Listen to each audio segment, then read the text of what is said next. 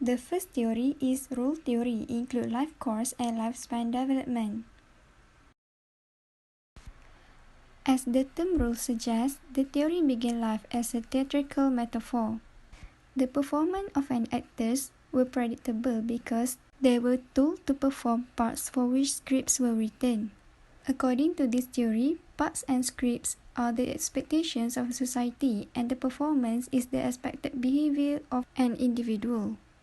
Hence, rule theory entails the idea that humans act in varying and predictable ways based on the expectation and conditions of the social rule they are assuming.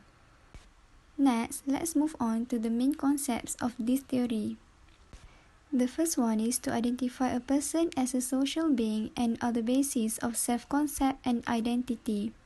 The second one is rules in an individual are associated with age or stage of life. Next, age norms is the assumption of age-related capacities or limitations. And the last one is older adults take on new rules and deals with rule laws.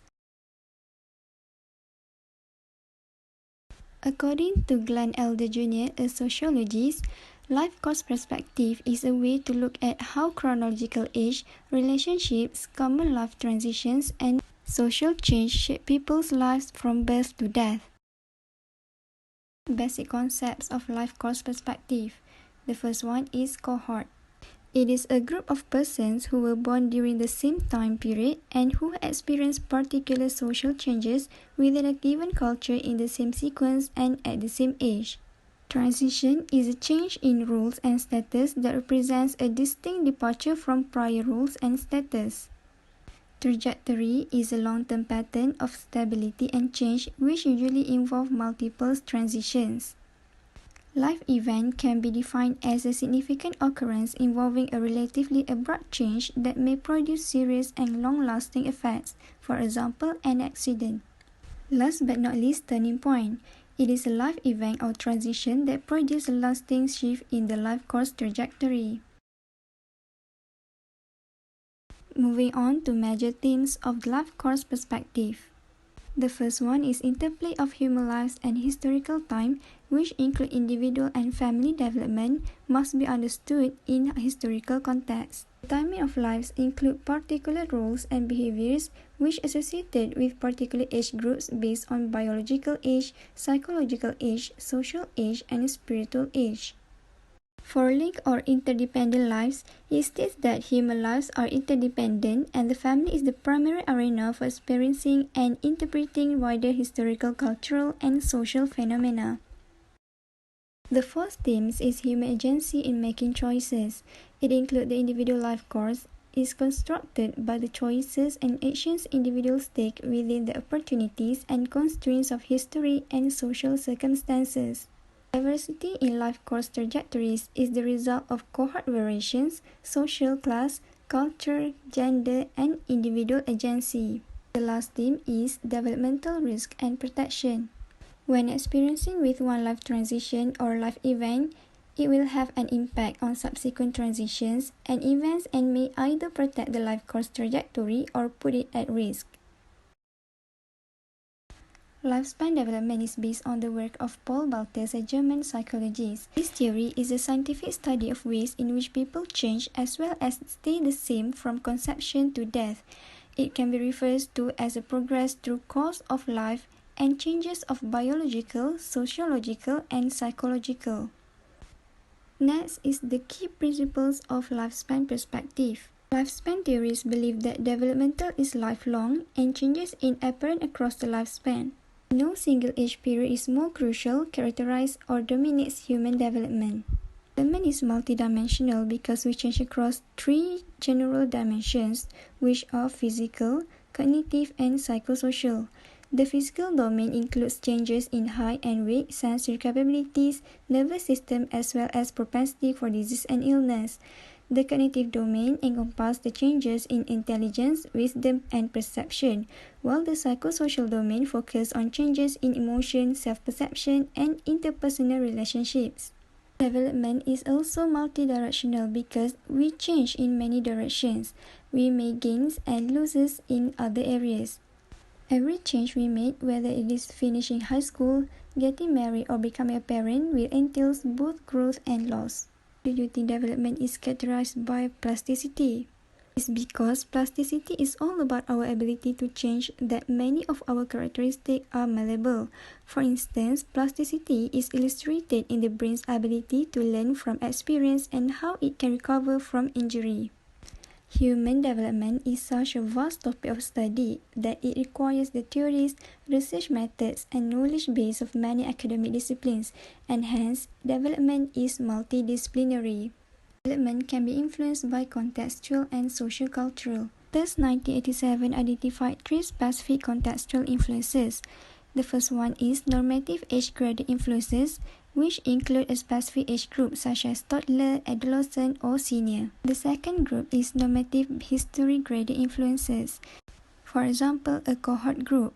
The third one is normative life influences.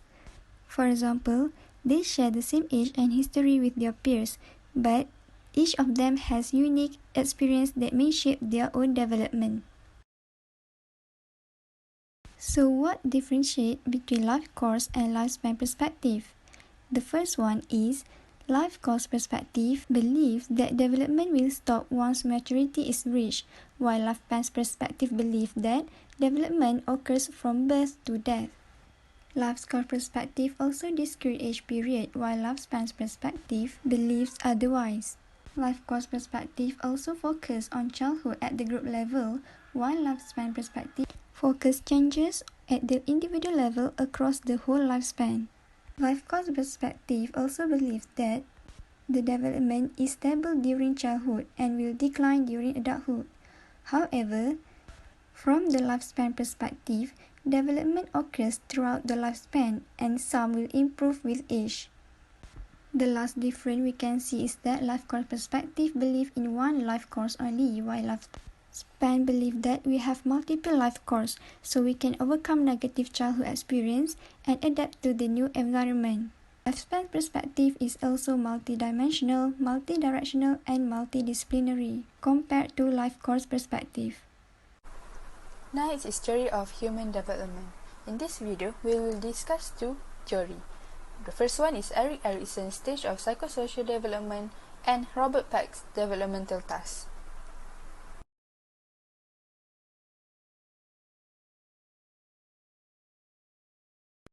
This theory was introduced by Erik Erikson in 1964. It emphasized the importance of social and cultural factors across lifespan. He proposed 8 stages function as negotiating their biological and social-cultural forces.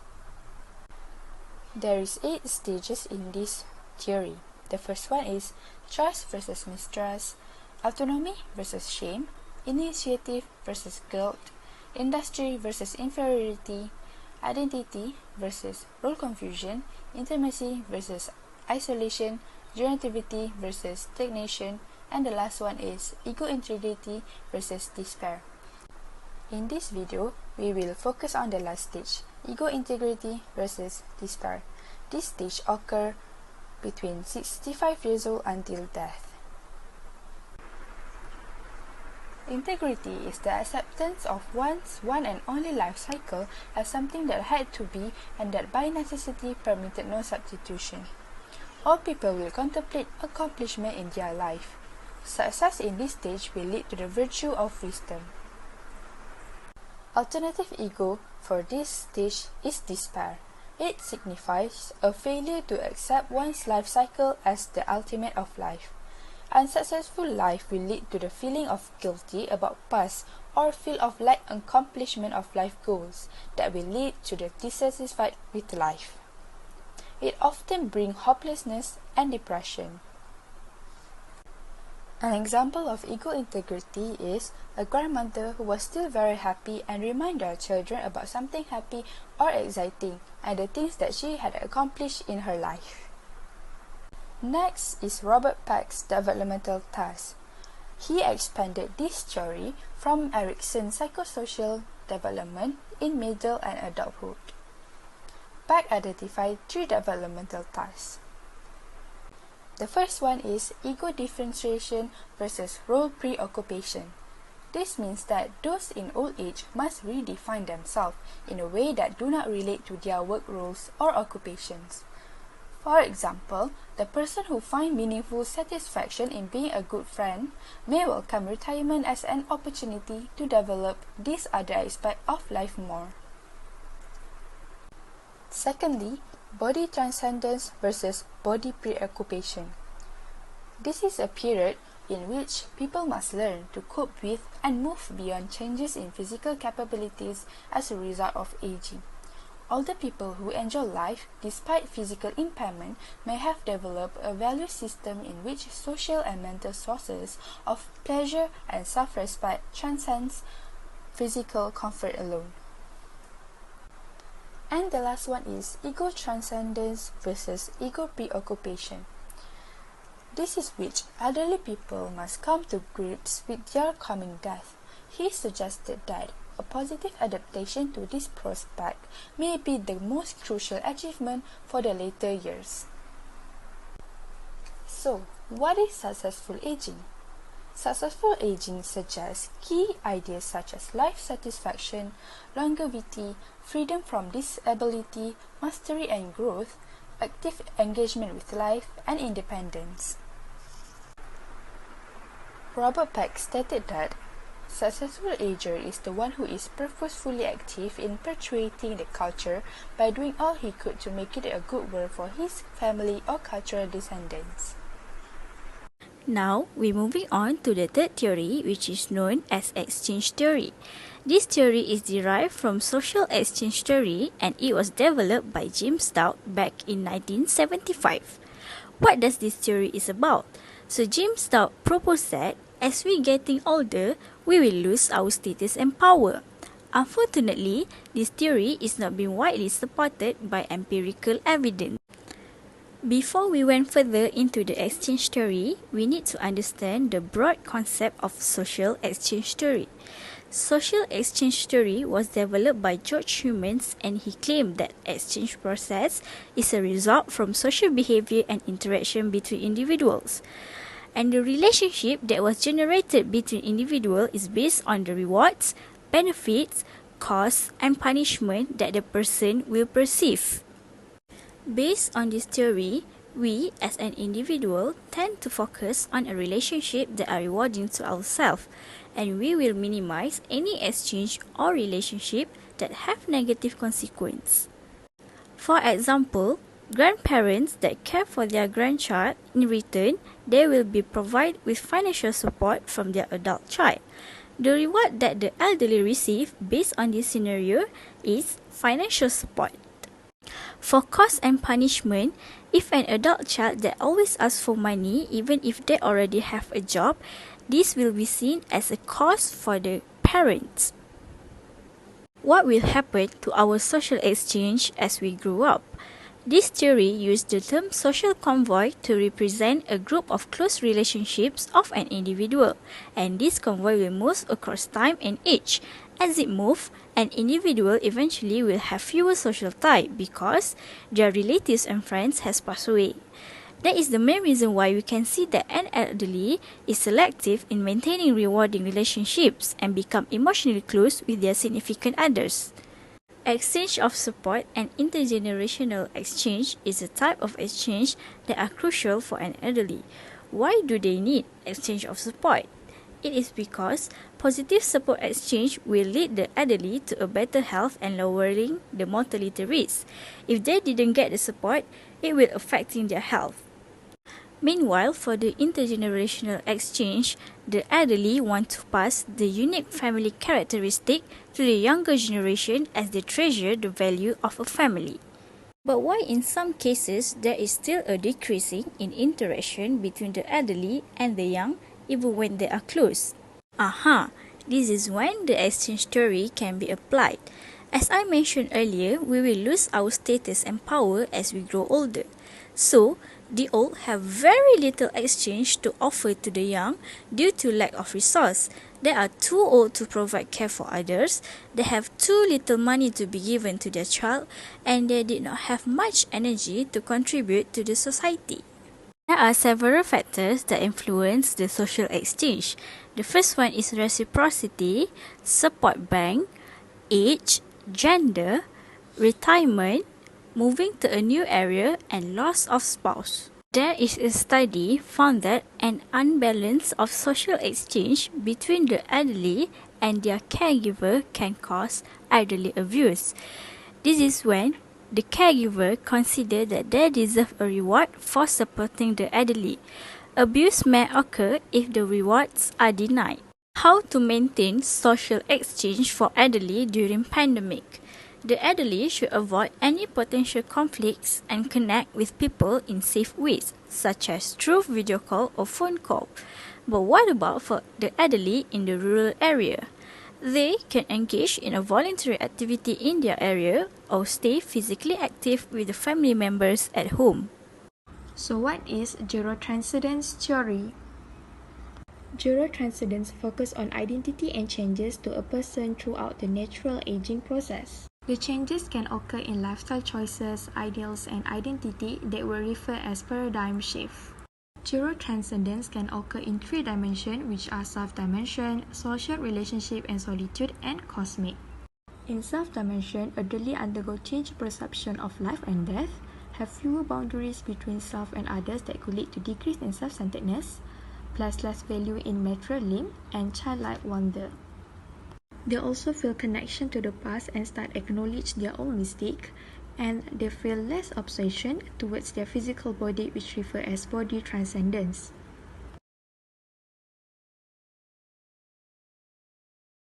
Social relationship and solitude. Elderly tend to be more selective in relationship. They started to breaking away from role expectation. They undergo asceticism and promote positive solitude.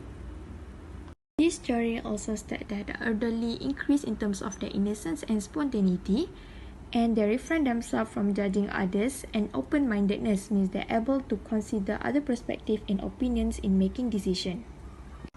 In cosmic dimension, they feel connection to people, nature, and spiritual. They undergo changes in perception of time. They feel connection to the past, means they have increased attachment to earlier generation, and they also enjoy the small things in everyday life much more than before. These are factors influencing gerotranscendence in community-dwelling older adults. In sex, the study shows that older men had lower level of gerotranscendence perspective than older women did. In religious affiliation, Confucian emphasized the meaning of life experience should be recognized.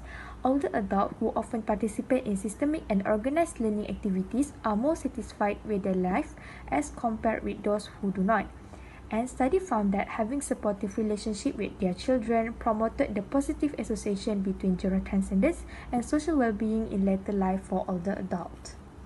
Recent study conducted by Live-in Care Elder Agency stated that the impact of COVID-19 on the elderly has found a huge increase in loneliness since the lockdown was put in place. So, let me share to you some strategies for coping with isolation and loneliness during pandemic. First, we can use technology to keep in contact with others, such as a friend. Children should also teach their parents on how to use social media so they can also interact with others. Second, we can practice self-care. Sometimes receiving constant news can create more stress, so we should take some break. Self-care activities that we could practice are workout, yoga, and make sure to get enough sleep. Healthcare systems like doctors, nurses, therapists, and others are responsible in identifying loneliness in healthcare settings. And lastly, don't forget to use isolation as an opportunity to better get to know and understand yourself. Then we will go to the application of the theory to occupational therapy. Role theory. Role of a person will change when their age is increased. For example, Emma is a mother, and when she becomes older, her role will change from a role of mother. She will experience a role as a grandmother. But as she gets older, she might get a disease such as osteoarthritis, and she might not be able to do her role as a grandmother. What OT can do to make her able to do her role as a grandmother? We can provide assistive device such as plane to support weakened hand. We can train her how to use plane. We can do home modification to improve her activity daily living, and we can do therapeutic activity or exercise. Theory of human development. Erickson's stages of ego integrity versus despair. For example, Gia is looking back on her life and she is proud that she raised 2 kids and able to work at the same time. But Gia is not sure about the other parts of her life where one of her children is a drug addict and she wonders if that was her fault. The way she resolves the conflict, whether she is satisfied or not in her life, will lead her to find ego integrity or will lead her into despair. What OT can do to prevent her from feel despair in her life and lead her to find ego integrity? We can do activity to increase her motivation and avoid her to overthinking. We can do activity to increase her social interaction skill, and we can educate her how to get a good quality of sleep. Theory of human development. Third development task. There are 3 tasks. For example, in the first task, a retired person have a new role to prepare his family meal. In the second task, his body muscles started become weak and he able to cope with it. In the third task, he started to accept that. Based on the example of the second task, what OT can do to prevent his muscle from become weak, we can encourage him to do exercise, we can educate him to eat a healthy diet, and we can encourage him to do a lot of active activity, and we can advise them to not always laying around on the bed and not active in everyday life. Exchange theory. In this theory, there are exchange process result from social behavior and interaction, and it is based on reward and benefit and cost and punishment. Such as example, if the elder always tired from doing volunteer work, then this would be seen as a high cost. But if volunteering work provides social support for the elderly, such as trust and caring, the voluntary work will be seen as benefit and rewarding.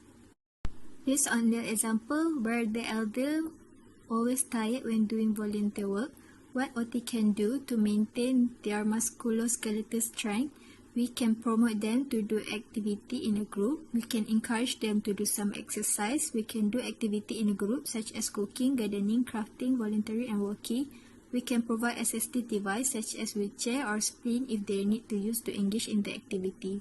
Gerotranscendence occur in 3 dimensions, which are third dimension, social and personal relationship, and cosmic. The examples are the elder begin to focus on other well-being rather than focusing on themselves and self-interest.